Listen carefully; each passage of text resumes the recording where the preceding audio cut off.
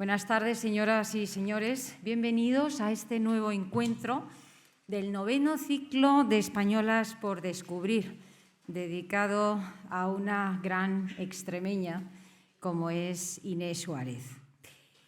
Querida Lola Higueras, bienvenida. Gracias. Muchísimas gracias por estar aquí. La verdad es que nos hace una ilusión enorme a todo el Círculo Orellana, no solo que participes en este ciclo de Españolas por Descubrir, sino también que colabores con el Círculo Orellana. Creo que es un privilegio enorme tenerte hoy con todos nosotros esta noche. Leticia. Y antes de presentarte más formalmente, me vas a permitir dirigirles unas brevísimas palabras, porque el Círculo de Orellana, como saben, es una asociación sin ánimo de lucro que está declarada de interés público y tenemos una misión muy clara, que es la de dar visibilidad del talento femenino con un propósito, con el de generar referentes para las nuevas generaciones. Y este año es un año especial porque cumplimos 10 años. Nos constituimos en mayo del 2015. Así que celebrar un 10º aniversario es mirar con orgullo y con gratitud todo ese camino recorrido, pero también es mirar al futuro con la ilusión de renovar ese compromiso que nos mueve desde el inicio. Hace 10 años nacimos con esa misión clara, mostrar desde la pluralidad y desde la excelencia que el talento femenino existe y es necesario e imprescindible para el progreso de nuestra sociedad.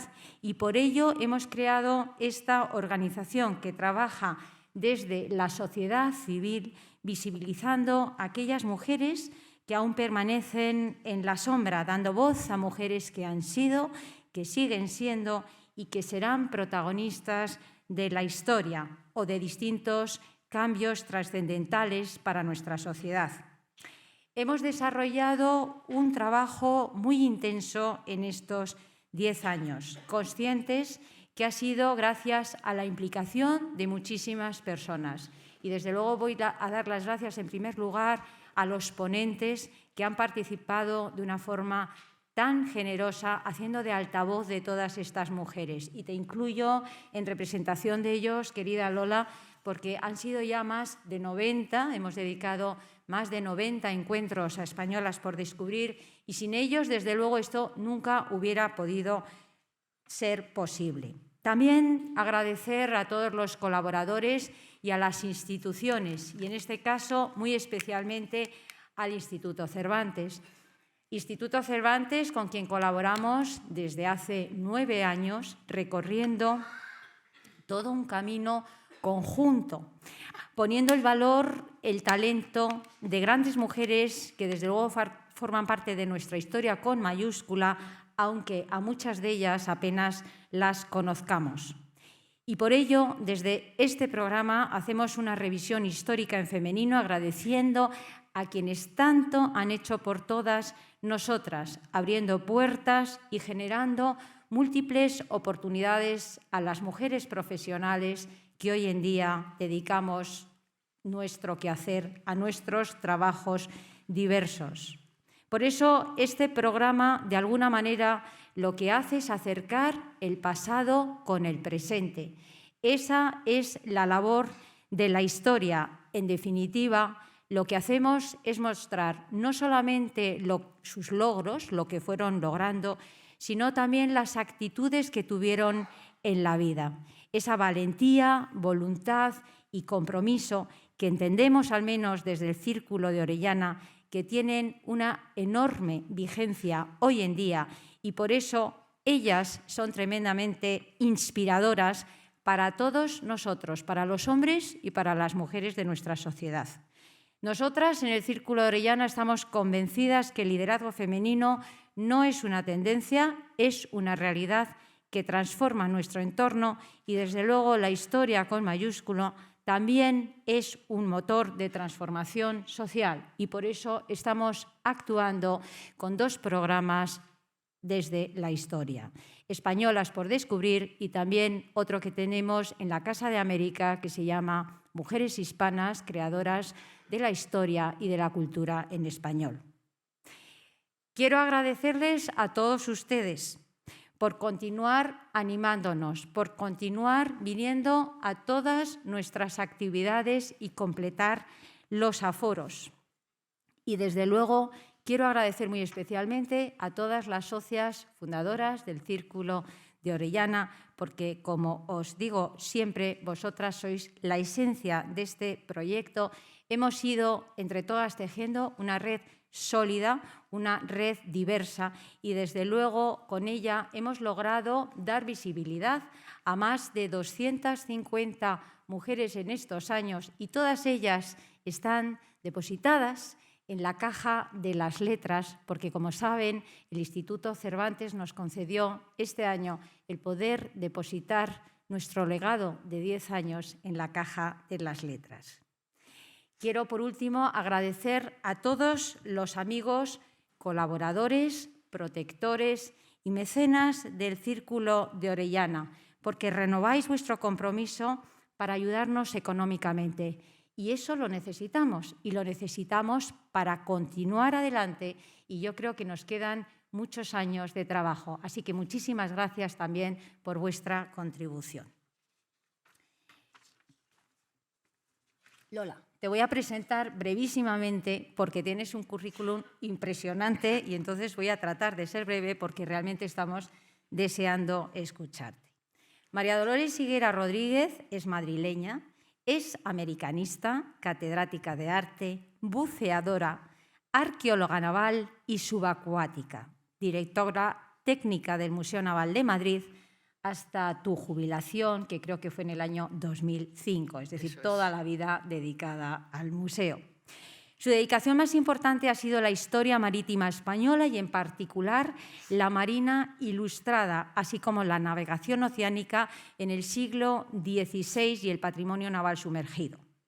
Su extensa bibliografía abarca más de 100 libros y artículos. Ha impartido clases y conferencias en diversas universidades españolas y extranjeras y ha participado en más de 70 congresos de todo el mundo. Asimismo, ha comisariado importantes exposiciones y dirigido relevantes proyectos editoriales como la serie Ciencia y Mar de Lundberg. Es académica correspondiente de la Academia Nacional de la Historia Argentina y de la Real Academia de la Historia Española. Hasta mayo del 2022 ha sido vicepresidenta de la Sociedad Geográfica Española, de la que es miembro de honor, y es buceadora de honor del Centro de Buceo de la Armada Española, que le ha distinguido ni más ni menos que con 2 cruces al mérito naval. Recientemente ha recibido el nombramiento de académica correspondiente de la Real Academia del Mar y ha recibido los premios Periplo y MATBLU, 5 océanos, por sus investigaciones históricas. La editorial Rosamerón acaba de publicar en septiembre del 2024 su último libro, Despertar del olvido, el decisivo papel de las mujeres españolas en las Indias. Este libro, que yo les recomiendo, es magnífico, habla con pasión del mar, de la odisea de unos viajes a lo desconocido, pero sobre todo habla de mujeres que en su llegada al Nuevo Mundo destacaron como gobernantes, como exploradoras, como fundadoras de ciudades, empresarias y combatientes. Quizás roles, como dicen, impensables en esa Europa de entonces. Y por último, quiero contarles que Lola ha sido nombrada doctor honoris causa por la Universidad de Valencia este mes de septiembre del 2025. Querida Lola, enhorabuena también por ese nombramiento y muchísimas gracias por estar con todos nosotros. Les voy a ceder la palabra a ella y decirles lo único, que este libro, que lo tienen, me parece que es en el piso de arriba después, para los interesados que lo quieran adquirir, ahí lo tienen. Pues con todos ustedes, Lola Higueras. Muchas gracias.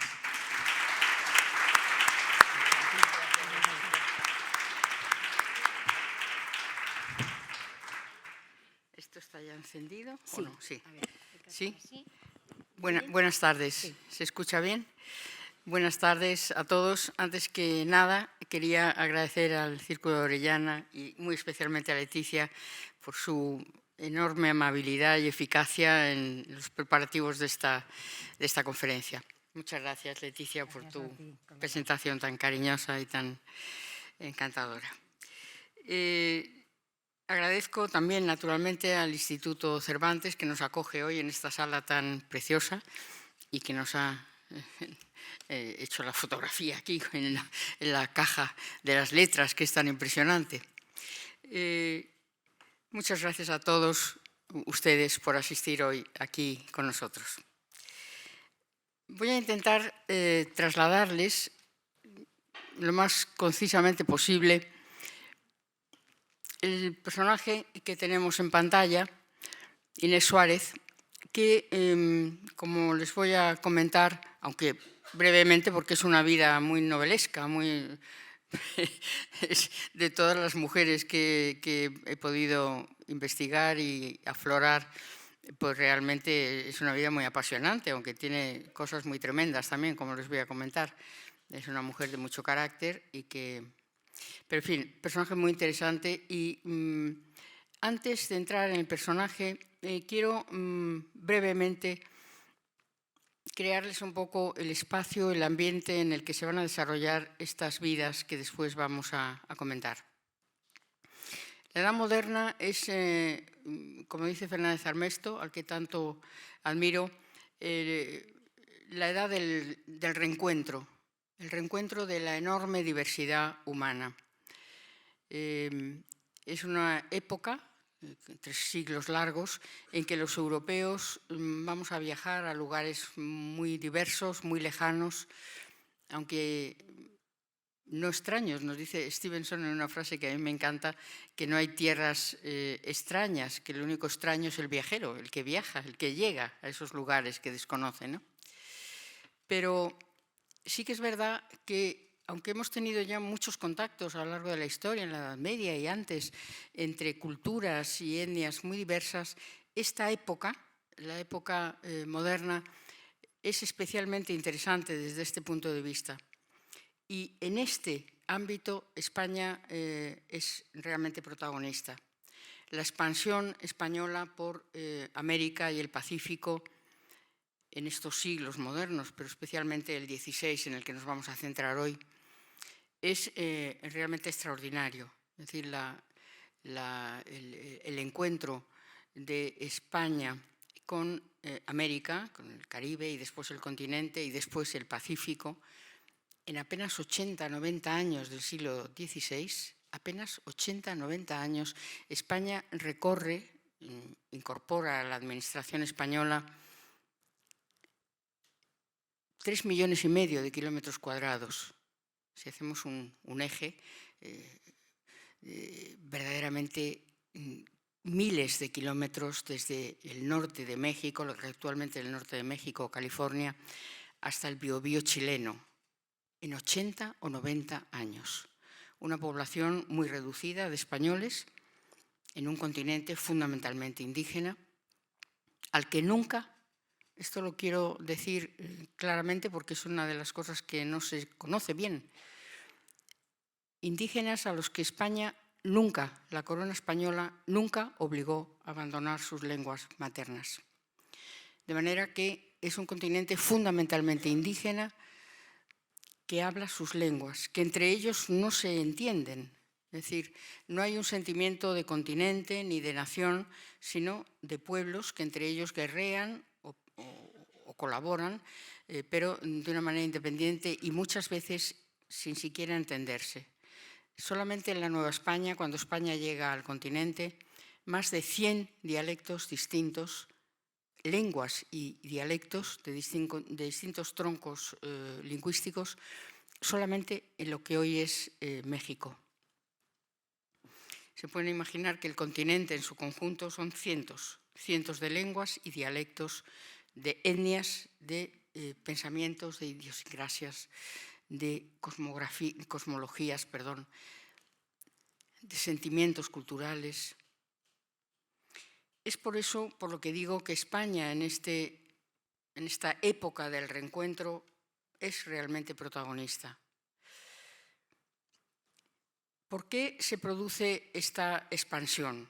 Bueno, he traído muy pocas diapositivas porque yo no soy muy de diapositivas, pero quería situarlos un poco en el arranque de esta gran expansión, que desde luego es Tordesillas, es decir, muy poco después del descubrimiento de América.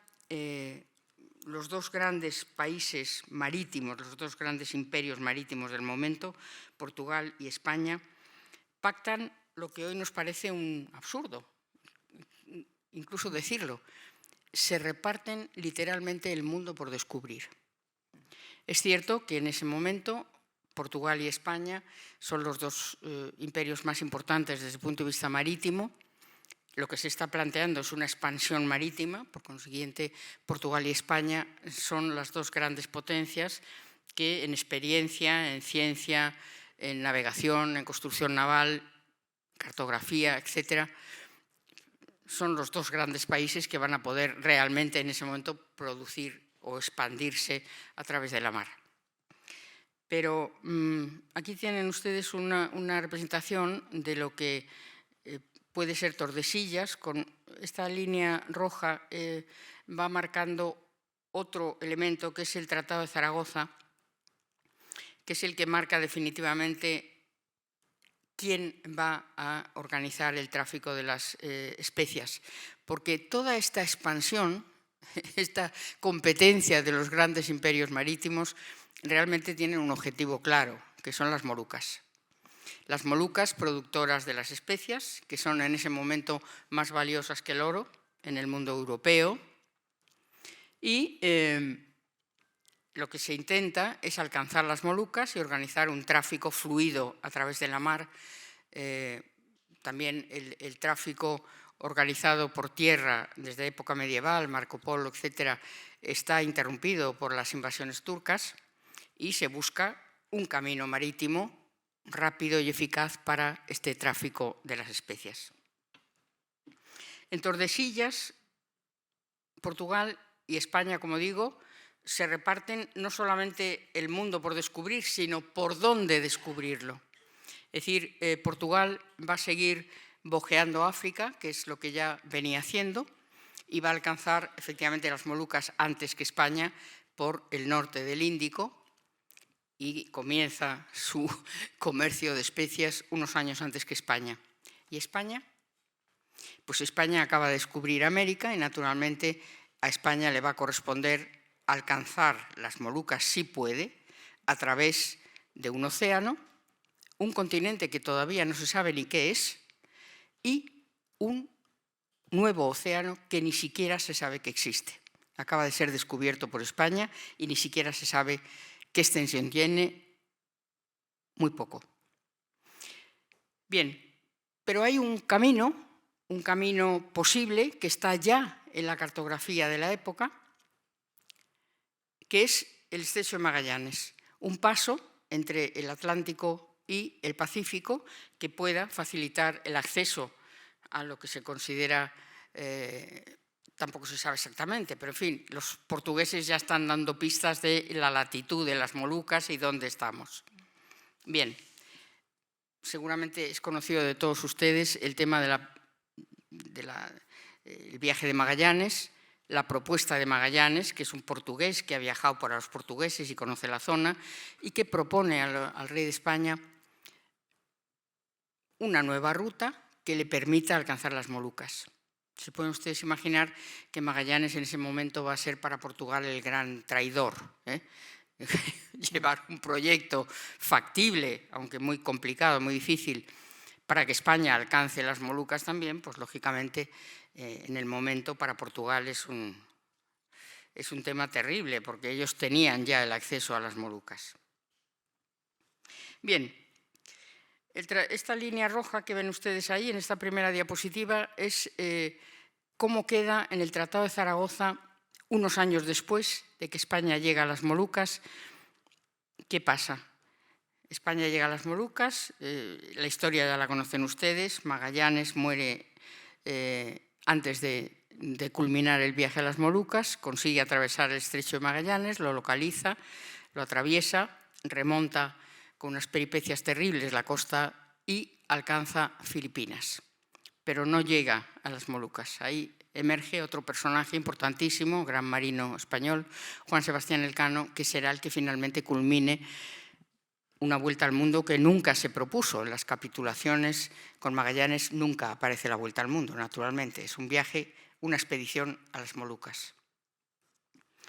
Bien, pues una vez que nosotros alcanzamos las Molucas, pues pocos años después, el rey español los introduce ya en los patrones reales, difunde que las Molucas son españolas, hechos consumados, pero necesita dinero para sus guerras. Estamos hablando de Carlos I. Bueno, este es el Tratado de Tordesillas, la Sevilla de la que va a partir toda la expedición, el desarrollo en América y en el Pacífico. Carlos V, una vez que hemos alcanzado las Molucas, que era la gran ambición del Imperio Español y del Imperio Portugués, pues resulta que cede las Molucas a Portugal después de introducirlas como posesión española, porque necesita dinero para las guerras que mantiene con los turcos, que mantiene con los franceses, que mantiene con los italianos, y por 350.000 ducados cede momentáneamente, pero vamos, va a ser definitivo, a Portugal, porque las juntas que se han reunido de portugueses y españoles buscando de quién son las Molucas en el ámbito del reparto del mundo que se había pactado en Tordesillas, no consiguen situar las Molucas en territorio español o en territorio portugués. ¿Por qué razón? Porque en ese momento se puede calcular la latitud, pero no la longitud. Entonces, en esa duda de dónde las juntas que se reúnen no consiguen localizar exactamente si pertenece al ámbito de influencia española o al ámbito de influencia portuguesa, pues Carlos V cede las Molucas a Portugal, que finalmente la ruta de las especias va a ser un tema explotado por Holanda, ni por España ni por Portugal, por Holanda finalmente. Pero, en fin, en ese momento, en el de la gran expansión de España, Carlos V cede las Molucas que tantos sacrificios han costado alcanzar, y aquí queda la cosa. Pero es muy importante plantearnos cómo España se va a extender por el territorio americano y cuál es la política fundamental de los Austria, porque aquí es donde vamos a situar a la mujer, que es nuestra protagonista de hoy. Todo el desarrollo de la expansión americana, que como digo va a ser rapidísima en 80-90 años del siglo XVI, se va a producir desde Sevilla, donde los reyes católicos en época muy temprana van a fundar la Casa de la Contratación, 1503. La Casa de la Contratación, que va a ser... Aquí tenemos... Se me ha olvidado decirles porque es interesante que Sevilla, que es de donde parte toda la expansión española, tiene dos momentos. Antes de Carlos V tenemos una Sevilla todavía árabe, una Sevilla introvertida hacia adentro, casi sin fachadas al exterior, con calles laberínticas. Y en muy pocos años, a lo largo del reinado de Carlos V, tenemos ya una Sevilla renacentista. Ha entrado la cultura renacentista en España y Sevilla se ha transformado en una ciudad de grandes avenidas, enormes edificios de carácter renacentista, con fachadas naturalmente al exterior, grandes plazas, incluso jardines. Y tenemos una Sevilla que se refleja ya en el Civitates Orbis Terrarum, la gran obra del urbanismo del siglo XVI, donde ya vemos una Sevilla ordenada y renacentista, que es la Sevilla que nosotros vamos a conocer, aunque el toque árabe, la subsistencia de la Sevilla árabe permanece incluso hasta nuestros días realmente. En esta diapositiva tienen ustedes el Guadalquivir, el puerto de Sevilla, del que parte el tráfico hacia América, que curiosamente no tiene más que un puente de comunicación entre la llegada de las mercancías de distintos puntos de España y el puerto sevillano y los buques que deben llevar el comercio de América. Es un puente de barcas, además, o sea, muy inestable. Pero a partir del puente de barcas ya el Guadalquivir no es navegable, o sea, solamente esta parte del Guadalquivir es accesible a buques de muy pequeño porte, que lo vamos a ver a continuación. Aquí tenemos el Archivo General de Indias, que para los que no lo sepan, es el archivo que reúne toda la documentación de la expansión española por América y el Pacífico en el siglo XVI. Es un archivo colosal que está alojado en un edificio espléndido, antigua lonja de la ciudad de Sevilla. Aquí tienen ustedes un ejemplo. He cogido uno porque se ve muy bien, porque están abiertas las bordas, que los buques que se están utilizando en la carrera de Indias durante todo este primer periodo del siglo XVI, hasta mediado el reinado de Felipe II, pero sobre todo en la época de Carlos V, son buques de pequeño porte que ya han sufrido una transformación, porque la navegación oceánica que España debe emprender como consecuencia de Tordesillas es una navegación que requiere un cambio total en el sistema de navegación medieval. Es decir, hemos de cambiar los sistemas y desarrollar mucho más la observación astronómica en las navegaciones, porque no tenemos referencia de tierra. La navegación oceánica son meses de alta mar que lo cambia todo. Hemos de cambiar, por supuesto, la cartografía, los instrumentos, adaptarlos. Hemos de modificar también la estructura de los buques con los que hemos hecho las navegaciones nórdicas o las del Mediterráneo. Hay que cambiarlo todo. Y la casa de contratación va a ser el elemento clave que va a construir y acumular la responsabilidad de esta gran organización nueva, estatal, que va a partir de una navegación medieval prácticamente entre particulares a una navegación estatal de una organización muy compleja que va a estar administrado, como digo, por la Casa de la Contratación, que va a ser, además de organizar la administración política, también lleva todo el tema jurídico a todos los niveles, la ciencia, porque la ciencia en este momento es fundamental para llegar, digamos, a la navegación oceánica con éxito. Y tengo que decirles que España lleva adelante esta navegación oceánica con un éxito absoluto. Pez Mallaína, que es el gran experto en la navegación atlántica del siglo XVI, calcula en un 3% los hundimientos que se producen en esta época de profusa navegación, porque son cientos de buques los que van a navegar el Atlántico entre la península y el Caribe y el continente americano, y después el Pacífico. Un 3% en el Atlántico, ¿eh? El Pacífico es otro mundo.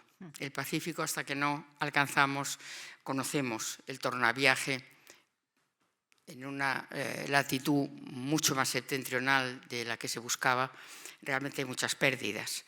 Pero estoy hablando del Atlántico, es decir, lo que es la conexión entre la península y la América continental a través del Atlántico.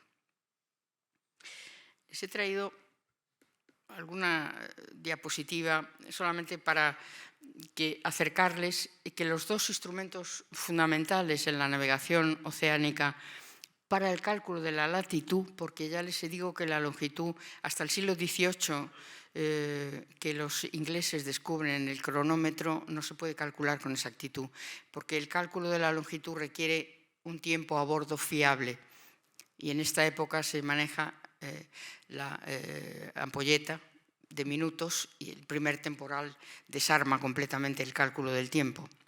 Así es que hasta la primera mitad del siglo XVIII no vamos a tener un cálculo exacto de la longitud, que es el otro elemento clave para posicionar el buque, lo cual da todavía mucho más mérito a estas navegaciones tempranas españolas en el Atlántico y en el Pacífico. Aquí viene una ilustración del uso de la ballestilla para posicionar con arreglo a las estrellas y al Sol, a la Luna, etc., el posicionamiento en latitud del buque. Y el otro instrumento clave es el astrolabio, de los cuales originales tenemos pocos, porque se hundían con los barcos y han sobrevivido pocos, pero hay alguno en el Museo Naval original. La vida a bordo en ese momento es brutal. Los buques que les acabo de enseñar, que son los que hacen la carrera de Indias, están preparados para el transporte de mercancías, pero no de personas. Y sin embargo, el tránsito de personas en el siglo XVI, como vamos a ver, es muy alto. Hasta 300 y pico mil españoles en su conjunto entre el siglo XVI y el primer tercio del XVII, y hasta 100.000 mujeres. Porque aunque la casa de contratación lleva un registro de todos los pasajeros y todas las mercancías que pasan a América, muchos de estos registros se han perdido y no tenemos una idea exacta del número de mujeres. Entre un 20, un 30% del tránsito total de personas a América. Pero en ese momento el tráfico ilegal es altísimo, porque los maestres de buques y los armadores de buques tienen una necesidad de financiar los viajes y entonces sobrecargan los buques. De manera que estos buques que no están preparados para el pasaje, no tienen camarotes, las personas viajan en cubierta con la inclemencia del tiempo, con los temporales, con el frío, con el calor. Y así viajan los hombres y las mujeres, hacinados en cubierta con sus equipajes. Es una cosa verdaderamente terrible. Los viajes de la época son verdaderamente, en fin, este es tema de otra conversación larga. Yo lo he trabajado mucho, el viaje por mar en el siglo XVI, y ya les adelanto que es una cosa verdaderamente dantesca. Bien, entonces, ¿qué papel van a jugar estas mujeres que en un número aproximado, calculando la regulada y la ilegal, pasan a América a lo largo del siglo XVI y principios del XVII? Unas 100.000. Pues es importante situarlas ya en el ámbito de lo que es o va a ser la política de los Austria. Hace muy poco, Leticia ha tenido la cortesía de hablar de mi nombramiento, que me ha hecho tanta ilusión, en Valencia, y justamente el tema de mi charla, de mi clase magistral, ha sido europeísmo y mestizaje en la política de los Austria, que es un tema bastante desconocido, por cierto, y que es sumamente importante. Bien, pues la mujer en América, o pasa a América, mejor dicho, no por casualidad, ni muchísimo menos. Es una política dirigida directamente por los Austria, legislada y apoyada con una normativa importante, para que esa pequeña sociedad que se está configurando en Indias pueda de alguna manera españolizarse. Y la mujer va a ser un elemento clave, desde el punto de vista de los Austria, y así es, para españolizar esa pequeña sociedad, muy pequeña sociedad, que sigue siendo muy minoritaria a lo largo del siglo. Y cuando nosotros nos vamos de América, para que se hagan una idea, cuando España abandona la administración americana a principios del siglo XIX, el 96% de la población es indígena o mestiza y solamente el 6% es población europea, que además es ya criolla, es decir, criollos que son hijos de padre y madre española, pero nacidos ya en América. De forma que, para que se hagan ustedes una idea, esta expansión española en América y en el Pacífico se va a producir desde una población realmente pequeña, culturalmente importante, porque ese es un tema que también está muy estudiado ahora, pero pequeña, siempre reducida. Entonces, ¿qué papel va a jugar la mujer, esta mujer que pasa desde la península a América? además de formar parte de esta, digamos, línea europeísta de los Austria para la sociedad indiana, españolizando, educando a sus hijos en las tradiciones españolas, enseñándoles la lengua naturalmente española, las tradiciones, las músicas, lo que es el mundo cultural. Pues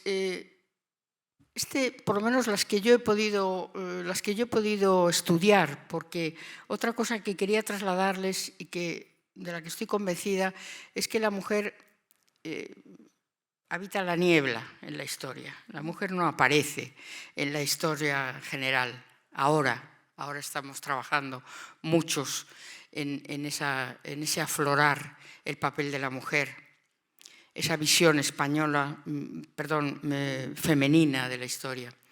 Pero la mujer no aflora, la mujer está sumida en la niebla del olvido.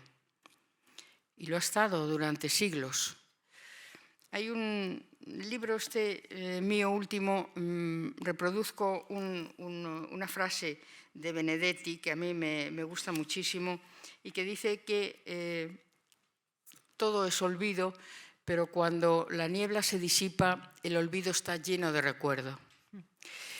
Y eso es muy interesante porque es así. Es decir, cuando tú profundizas en el olvido, encuentras la historia, encuentras el recuerdo de lo que fue y de lo que ha sido. Y en eso estamos.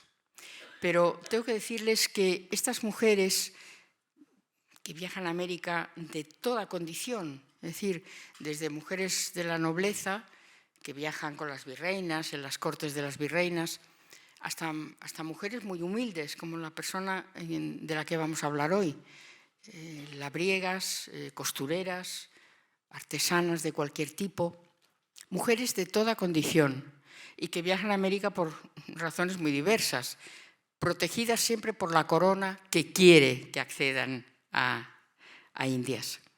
Mujeres que van buscando a los maridos, que partieron ya para la conquista de América y que viajan con un pasaporte especial de la corona para la reunificación familiar, que es una de las grandes ambiciones de los Austria, la reunificación en América de las familias españolas. Mujeres con espíritu de superación, que viven pobremente en España y quieren prosperar. Mujeres de todo tipo. ¿Y cuáles encontramos? Muy pocas, poquísimas. Yo he buscado con verdadero interés, y en mi libro estudio unas cuantas que he localizado y que lógicamente son personas que han logrado el éxito, porque por eso las he encontrado, porque han tenido algún cronista que se ha ocupado de ellas o porque han pertenecido a una sociedad que ha sido estudiada, y todas las demás, hasta 100.000 mujeres en esta época que estamos estudiando. Pues de todo, lógicamente. Habrá mujeres que han tenido una vida muy dura, otras que la han tenido mejor. Eso como pasa siempre. Por eso no quiero equivocar. A veces he podido dar la impresión con mi libro, Marita en algún momento me lo ha dicho, de que es que todas las mujeres que fueron a América alcanzaron el éxito y alcanzaron... No, claro que no. Lo que pasa es que las que yo he podido estudiar o las que van aflorando son las que están más documentadas porque tuvieron algún protagonismo. Y las humildes, como la Inés Suárez de la que vamos a hablar hoy, por unas circunstancias que ustedes van a entender enseguida, pero también tiene su cronista, que es el que la manda a la historia. Si no, nuestra Inés Suárez hubiera permanecido también probablemente en el anonimato más absoluto. Y quiero,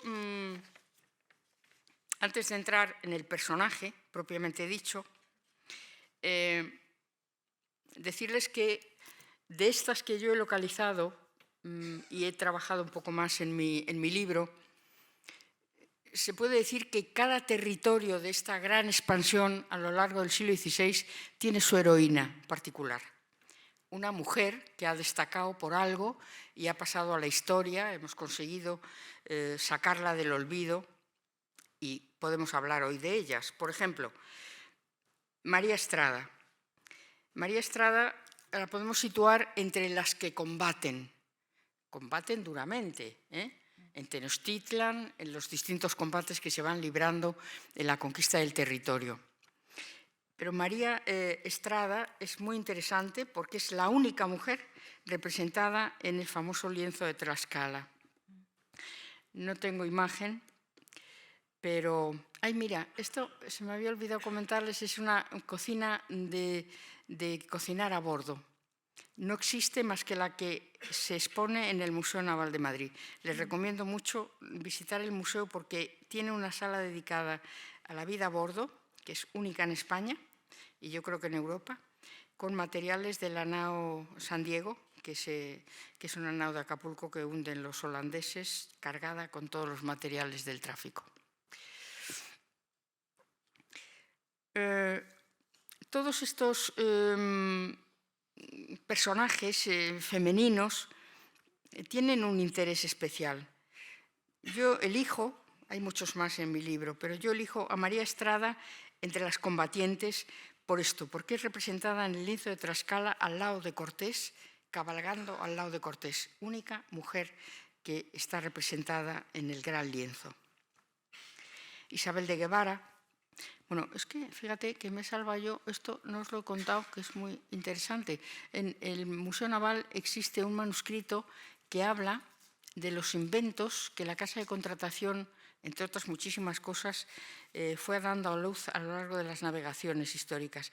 Y yo, como soy buza también, pues he trabajado bastante a los buzos primitivos del siglo XVI, que eran verdaderos héroes, porque desde luego no alcanzaban pocas brazas, pero con riesgo de su vida. Y mirar qué cosa más graciosa, cómo recuperan un galeón en pleno siglo XVI, la Margarita, con éxito porque lo dice ahí el manuscrito. En esta expansión enorme que os acabo de comentar, 3,5 millones de kilómetros cuadrados, vamos a tener personajes distintos. A María la vamos a situar ahí arriba, en México, pero después tenemos en el sur elegido a Isabel de Guevara, que participa en la Fundación de Buenos Aires y que en el libro reproduzco un documento sumamente interesante, y es el único que yo conozco. Es un documento en el que Isabel de Guevara, muchos años después de que sucedan los acontecimientos, se dirige a Juana de Austria, hermana de Felipe II, contándole en una carta que es realmente interesante, y los que tengan el libro lo podrán leer, en el que Isabel de Guevara hace una exposición, es la única que yo conozco, de exaltación de lo que la mujer hizo en América. La mujer normal y corriente que habitó los buques, que fue a poblar las pequeñas poblaciones, que habitó las grandes ciudades y que participó en todas las expansiones territoriales, en los descubrimientos del territorio, en la fundación de ciudades. Es una carta fantástica, interesante de leer, porque pone de manifiesto que en muchas ocasiones la mujer era la que sacaba adelante la expedición, nada menos.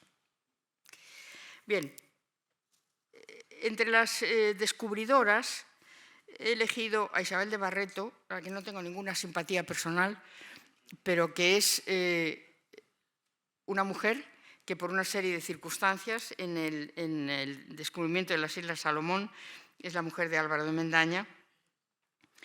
Álvaro de Mendaña muere en la expedición, como pasa tantas veces, y ella se hace al final con el gobierno de los dos únicos buques que quedan a salvo. Es una mujer de carácter humanamente terrible y bien es verdad que la mayor parte de las noticias que tenemos de Isabel de Barreto se deben a Fernández de Quirós, que es el piloto mayor de la expedición, que le tiene un asco terrorífico y que es una persona a la que juzga con dureza. Pero bueno, lo que cuenta es lo que pasó en el viaje del tornaviaje. Realmente es una mujer tremenda. Bueno, de todas maneras, es la única, se la conoce como la única mujer almiranta de la Armada Española. Bueno, es adelantada, porque a la muerte del marido, el marido la nombra antes de morir adelantada, y el adelantado en el momento es un poco equivalente a comandante general de una flota, ¿no? Bueno, he elegido también como representación de estas mujeres que sí triunfan, que sí llegan, que sí son conocidas, que afloran en la historia, a Aldanza Villalobos, por la razón de que esta saga femenina gobierna la isla Margarita. Es el único caso de toda la expansión española en que en una región determinada o una zona determinada gobiernan siempre las mujeres. Por eso la he elegido. Quiero mencionar, antes de entrar en la vida de Inés Suárez, a dos mujeres que considero también excepcionales de lo que yo he podido investigar. Catalina Bustamante, que es la representación más importante de una de las facetas clave de las mujeres en América, que es la educación. Muchas maestras españolas van a América y se van a encargar de un tema que para los Austria fue clave, fue fundamental, en esa línea de política del mestizaje, que es la educación de las niñas indígenas y mestizas. ¿Por qué? Porque los padres han renunciado a aculturarse y la corona lo ha respetado. Ni lengua ni cultura europea. Las mujeres, depende, las que han ido a trabajar en las casas de españoles o en las encomiendas, sí hablan español y más o menos están trabajando con las mujeres españolas en una faceta del mestizaje importantísimo, que es la amplitud de la lengua indígena que entra en la lengua castellana, la cultura gastronómica que entra en la cultura española a través de las indígenas y tantas otras cosas, las tradiciones, las músicas, y eso se fragua fundamentalmente, ese mestizaje fundamental entre mujeres indígenas y mujeres españolas. Pero los Austria consideran que las niñas pueden ser ese eslabón, las niñas y los muchachos, hombres y mujeres, jovencitos, que puede ser ese eslabón que haga factible la entrada del mestizaje en la pequeña, en la reducida sociedad europea. Y así es. Esta Catalina Bustamante, con su grupo de ayudantes, abre hasta 10 colegios en la Nueva España, hasta 4.000 niñas que son enseñadas castellano, se les enseña a leer su lengua, que es ágrafa, pero que ya ha tenido a través de una serie de gramáticas publicadas, sobre todo por las órdenes, una transcripción al latín. Entonces a esas niñas se les enseña a leer en sus lenguas para que las conserven de una manera más importante. Les enseñan música, les enseñan cuentas, les enseñan a organizar una casa, a la europea naturalmente. Es un mundo de aprendizaje que abarca, en ese momento de que les estoy hablando, la primera mitad del siglo en Nueva España, pero que España extiende a la totalidad de ese gigantesco territorio. Cientos de escuelas que se fundan al fundar los pueblos, incluso antes que los edificios administrativos o cualquier otro. Las escuelas es la gran obsesión. Las escuelas de las niñas indígenas y mestizas. Así es que Catalina Bustamante la he elegido por ese, digamos, protagonismo que tiene en esta faceta que es tan importante del papel de las mujeres en América. Y por último, Jordana Mejía.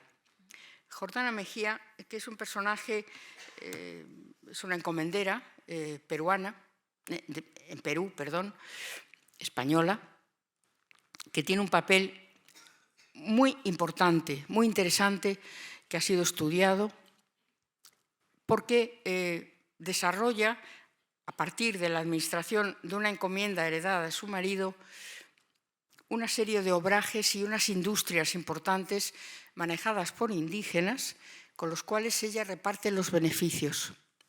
Así es que cuando se proclaman las leyes nuevas de Carlos V, que prohíbe taxativamente los muchos abusos que ya se estaban produciendo de utilizar a los indios que tienen asignadas las encomiendas para trabajar la tierra, Carlos V, por ley, lo prohíbe taxativamente.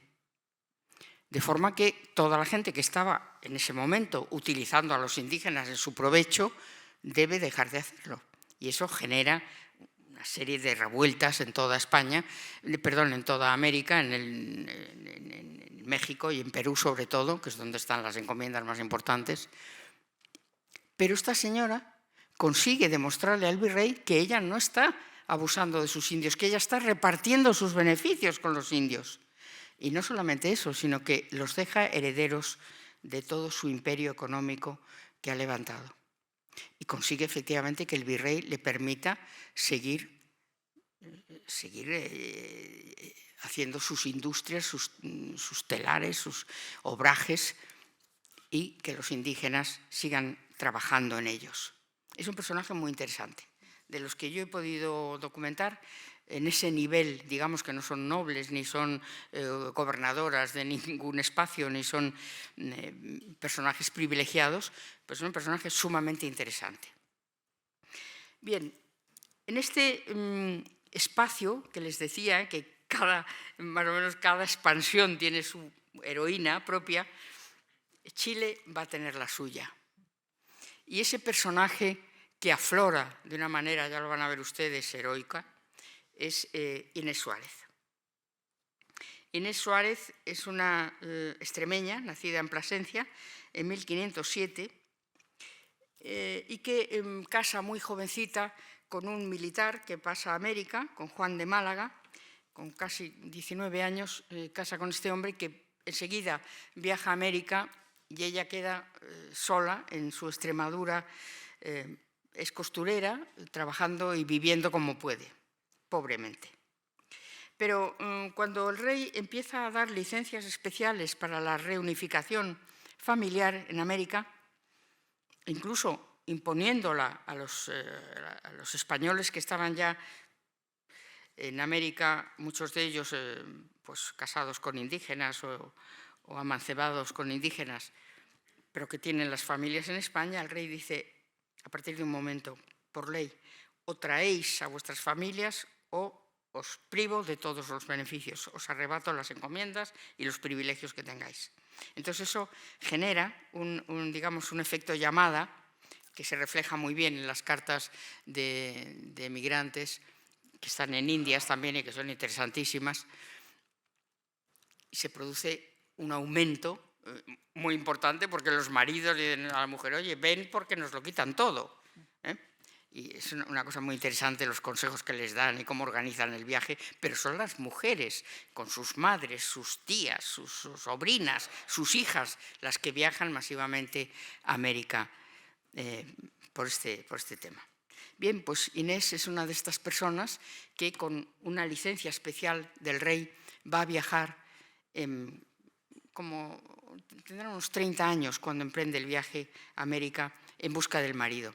La última noticia que ha tenido su marido es que se va a enrolar en los ejércitos de Pizarro, en las guerras civiles de Perú contra Almagro, y ella sabe que tiene que llegar a Perú, es lo único que sabe. No sabe dónde está el marido, pero sabe que la ruta que tiene que emprender no es la de México, sino la de Perú.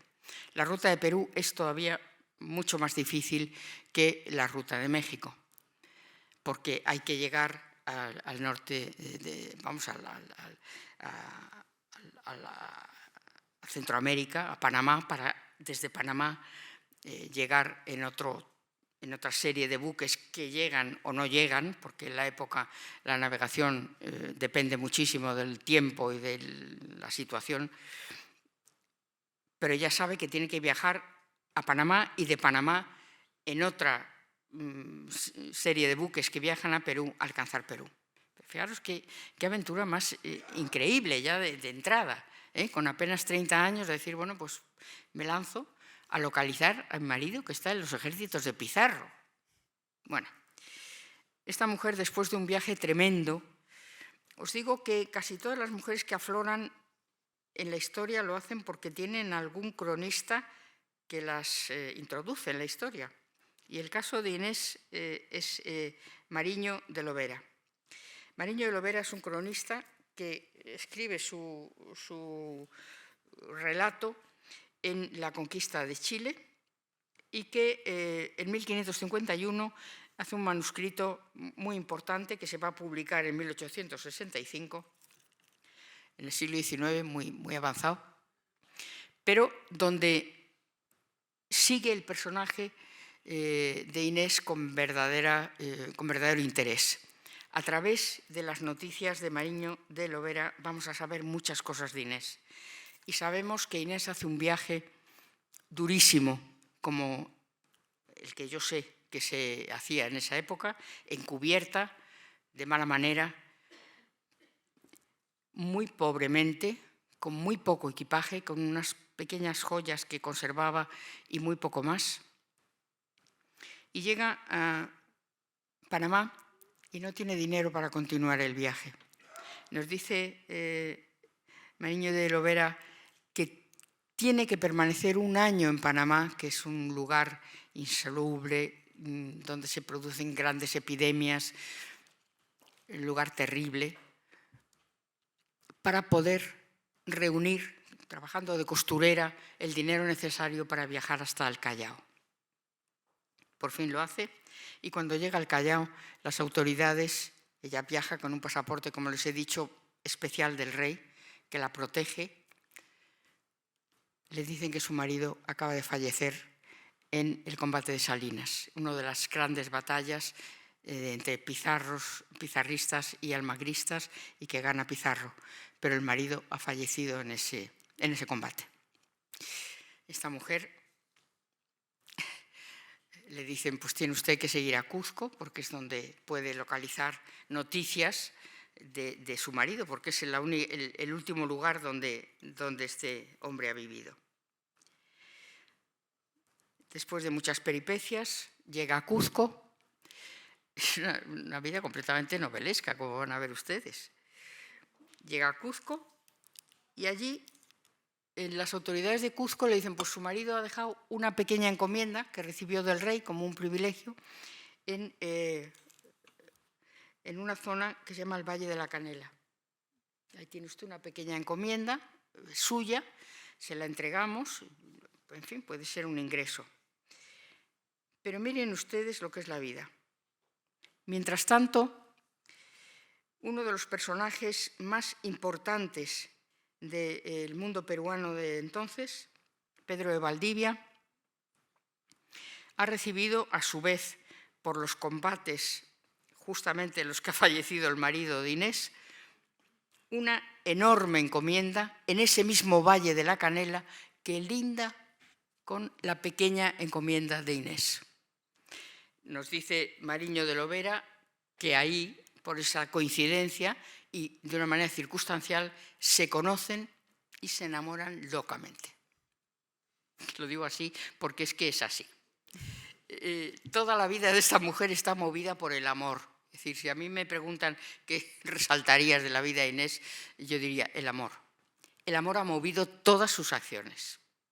La búsqueda de su marido y después la gran aventura chilena siguiendo a su gran amor, Pedro de Valdivia. Así es que en 1539 Pizarro autoriza a Valdivia a la conquista de Chile.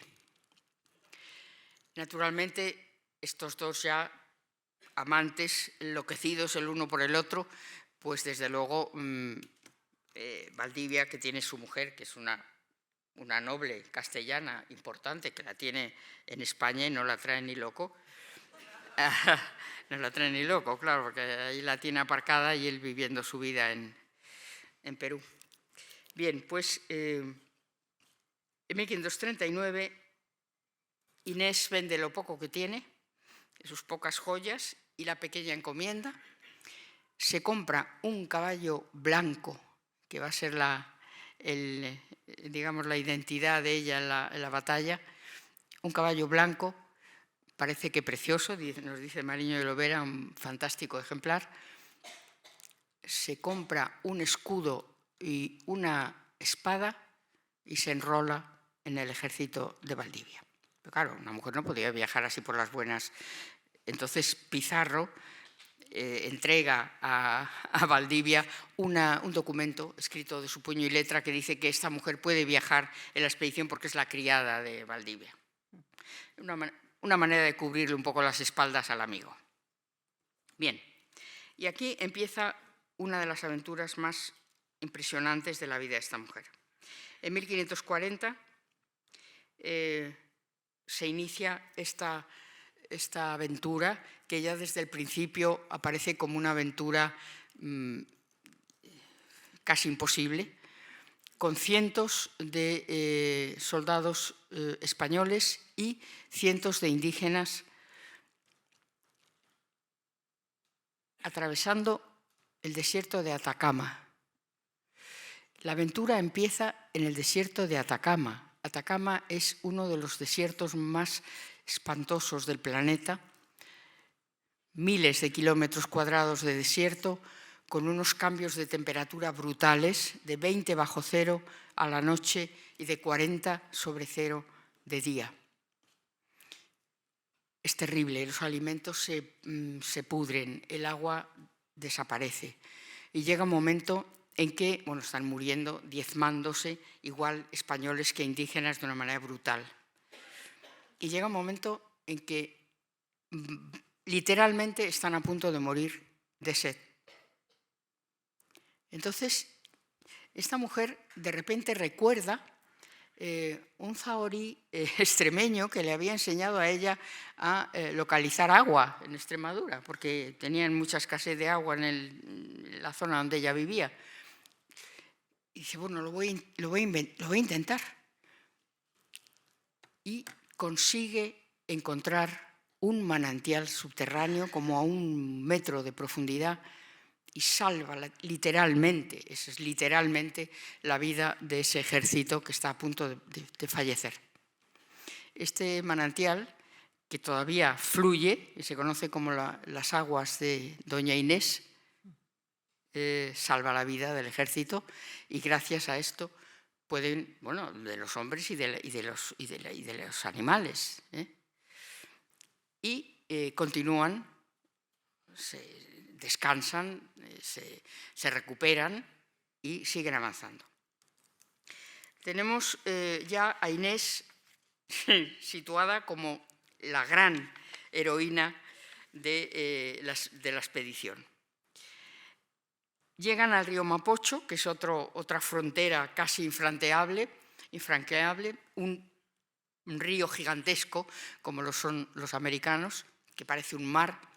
Tienen que construir balsas para atravesarlo, pero en fin, otra aventura tremenda que consiguen culminar y por fin, en el invierno de 1540, al fin llegan a un valle acogedor y templado y deciden fundar ahí, protegidos por el Mapocho, la ciudad de lo que llaman Santiago de Nueva Extremadura, que es la primera fundación de Santiago de Chile. Y aquí, a lo largo de este viaje, además del cronista Mariño de Lovera, está viajando un personaje muy interesante que va, de alguna manera, a aculturar a la analfabeta Inés. Es el dominico Rodrigo González de Marmolejo, que viaja con las tropas y que después va a ser obispo de Chile, y que se siente verdaderamente atraído, nos dice Mariño de Lovera, fascinado, es la palabra que utiliza él, por Inés Suárez. lógicamente es un sacerdote y, bueno, ellos viven un amor completamente ilícito, pero este dominico siente un afecto especial por esta mujer inteligentísima, por esta mujer profundamente enamorada, por esta mujer piadosa que se ocupa de los heridos, que cuida de los enfermos, por esta mujer curiosa de todo, y decide enseñarle a leer y a escribir. Y durante este viaje terrorífico, Inés se convierte en una persona aculturada, una persona muy inteligente que lee y escribe perfectamente. A partir de aquí se produce un cambio muy importante en la vida de Inés, porque va a acabar convirtiéndose en una persona de gran cultura, como vais a ver después. Bueno, llega a gobernadora de Chile, una persona de enorme cultura. Y este momento va a ser importante porque le va a dar a Inés unos medios de acción que van a ser muy útiles para su amado Valdivia. Porque Valdivia, dentro de la expedición, tiene grandes traidores. Traidores que inician un primer intento de traición, que es abortado,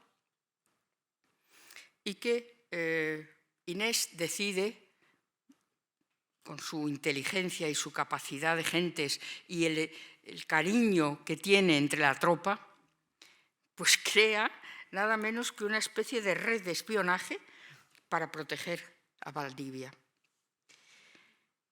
Y efectivamente, con esta red de espionaje que funciona extraordinariamente bien mientras están fundando la ciudad y construyendo la ciudad, Valdivia se ausenta porque va a hacer descubrimientos por la costa y se aleja con una buena cantidad de tropa y queda la ciudad de Santiago de Chile con muy pocos habitantes y bastante desprotegida.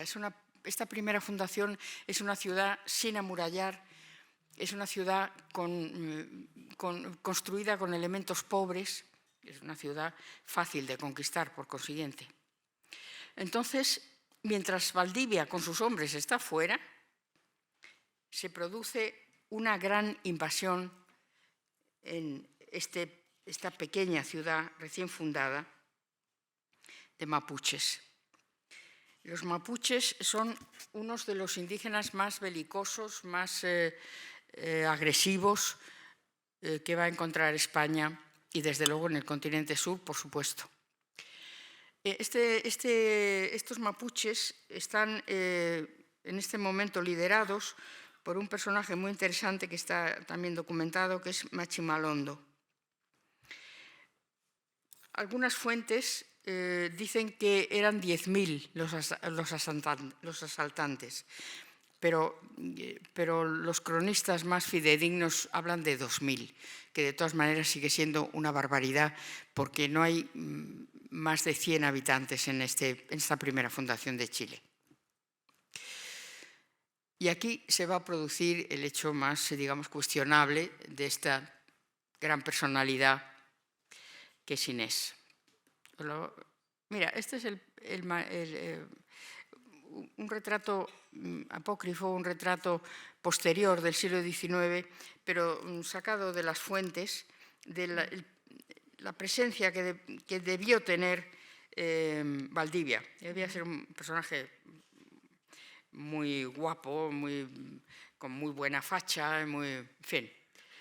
Este no es su retrato, porque es un retrato apócrifo del siglo XIX, pero que está basado en las fuentes, en las descripciones de las fuentes de época. No tenemos tampoco imágenes de Inés, que todo el mundo describe como una belleza extraordinaria, una mujer de una belleza extraordinaria. Las fuentes, los cronistas. Y aquí, digo, va a tener lugar el hecho más cuestionable de la vida de esta mujer, que sin embargo salva la vida de la ciudad y de los habitantes del primer Chile, del primer Santiago de Chile. Cuando se produce la gran invasión de los mapuches, cuando la ciudad está a punto de ser rendida ya, han incendiado prácticamente todos los edificios,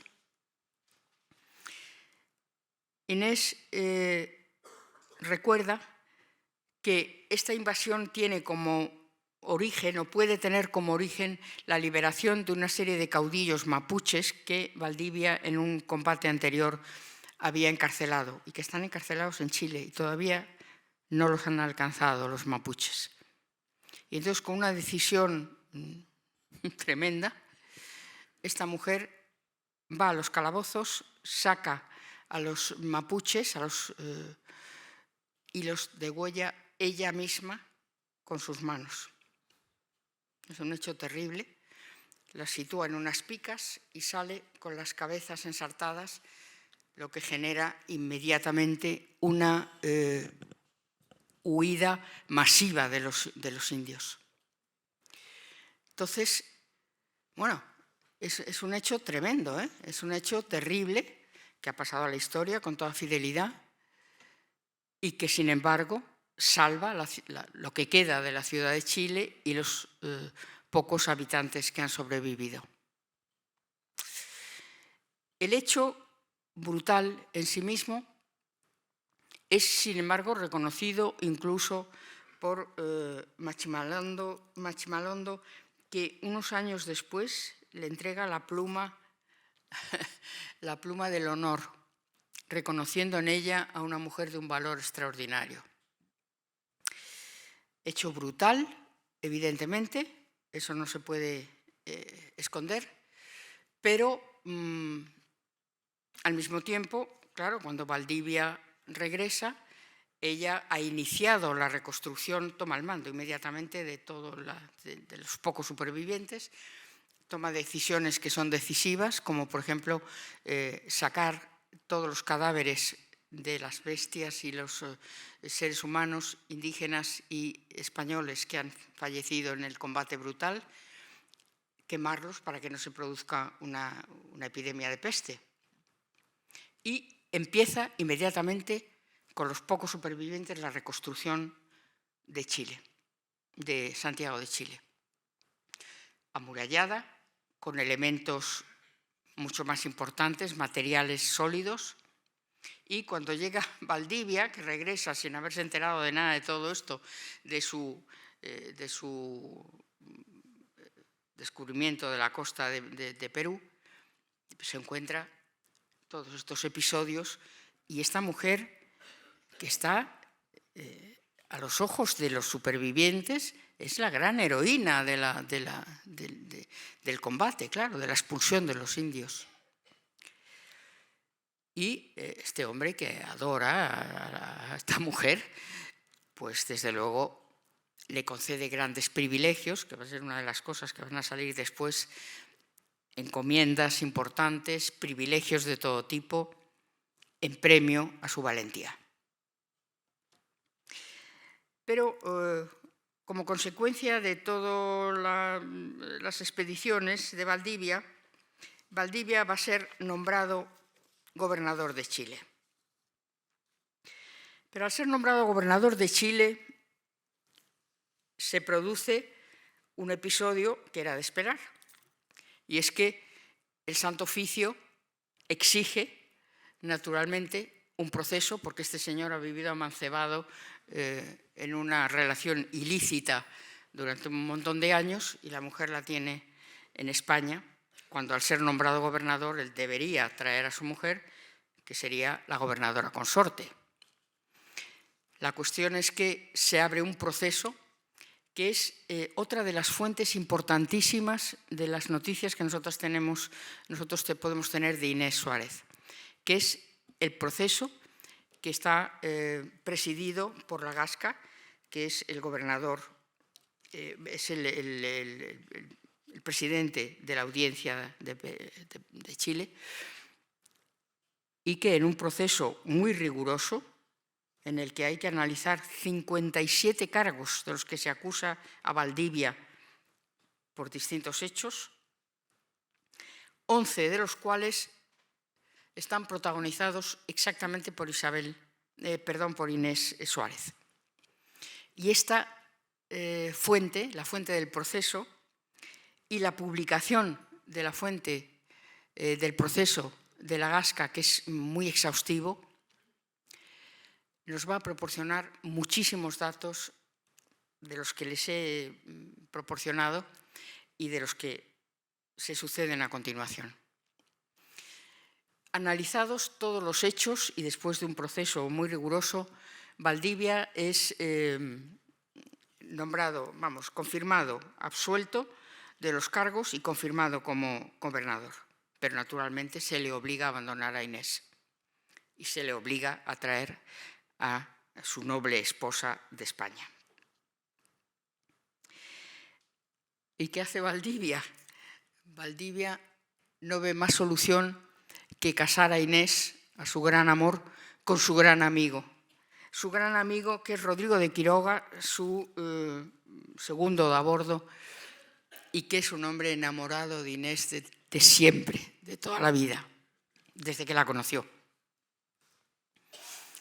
Y se casa con ella, la adora, es la segunda vida de Inés, 30 años con este hombre que la adora y que a la muerte de Valdivia, que se va a producir pocos años después del proceso, cuando la mujer de Valdivia está haciendo el viaje desde España, Valdivia es apresado por los mapuches y muerto de una manera terrible. Dicen las fuentes, no sabemos con seguridad, pero dicen las fuentes que los indios le hicieron beber oro derretido, que fue una muerte atroz. No se sabe esto con seguridad, ¿eh? Las noticias son inciertas, pero el hecho es que Valdivia muere en combate, es apresado y muerto por los mapuches. Inés sigue su vida con este hombre, que la quiere, como digo, muchísimo, que la adora, y unos años después es nombrado Rodrigo de Quiroga gobernador de Chile, con lo cual su adorada Inés va a ser gobernadora consorte.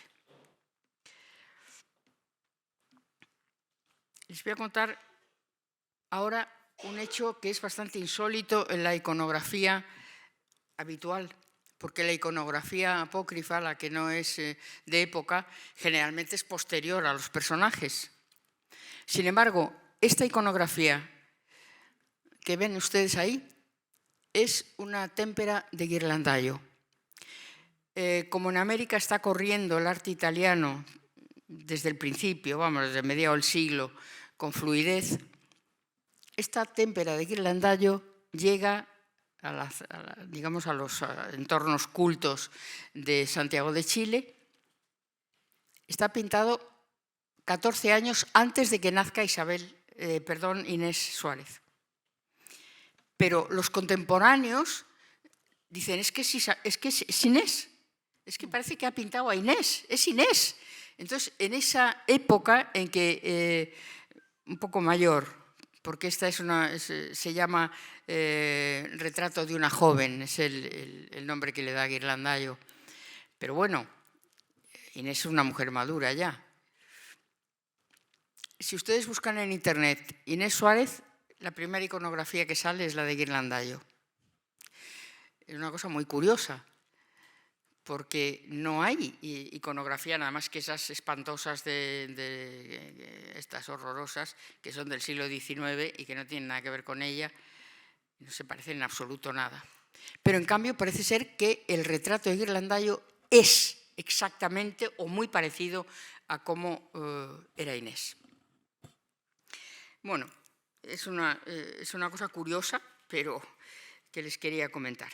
Inés, después de una vida entregada con este hombre, una vida feliz realmente, de gobernadora, con una cantidad de fundaciones, funda hospitales, se dedica al cuidado de los enfermos, funda iglesias, ermitas, y fallece ya mayor para la época, con 73 años, en 1580, es enterrada con todos los honores en la Basílica de la Merced de Santiago de Chile, donde sigue su tumba. Así es que, por las crónicas de Lovera y por los papeles de la Gasca que se van a publicar la segunda mitad del siglo, entre 1859 y 1865, Inés aflora a finales del XIX de nuevo con fuerza en la historia. Y en el siglo XX va a ser una de las personajes, de las mujeres más conocidas, más, digamos, más protagonistas del mundo femenino en América. Yo no sé si algunos de ustedes han leído el libro de Allende, Inés del alma mía, la escritora chilena, que la introduce así ya, digamos, en la cultura popular. La cuestión es que, y con esto termino, Inés Suárez, la humilde costurera extremeña, fue una mujer extraordinaria, que llegó a ser la mujer más influyente de Chile, una auténtica leyenda en vida y a su muerte. Muchísimas gracias.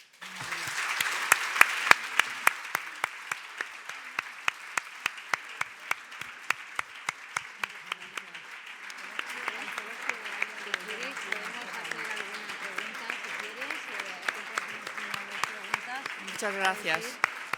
No sé si... Muchas gracias. Gracias.